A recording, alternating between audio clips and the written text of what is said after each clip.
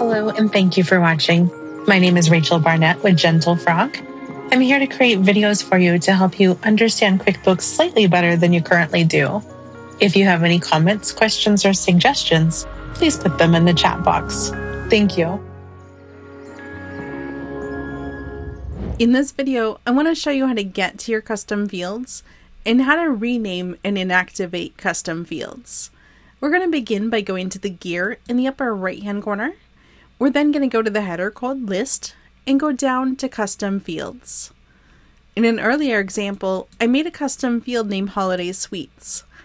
Maybe instead of that, I'd like to call it Tracking Number or Purchase Order Number.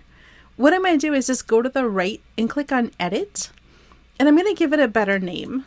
Although really, is there a better name than Holiday Suites? Let's use Customer PO Number. And then I'll click on Save. This saves the custom field name. I previously put this custom field on a sales receipt, so I'm just going to go to the sales receipt and show you that it changed the name of the custom field.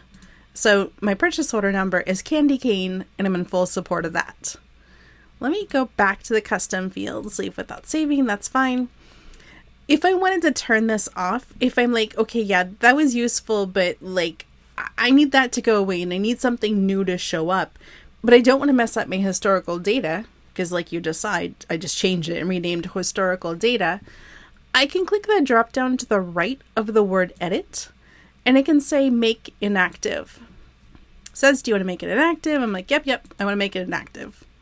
Let's go see what it does for our sales receipt that had that custom field. Custom field is here, it's not printed on the form.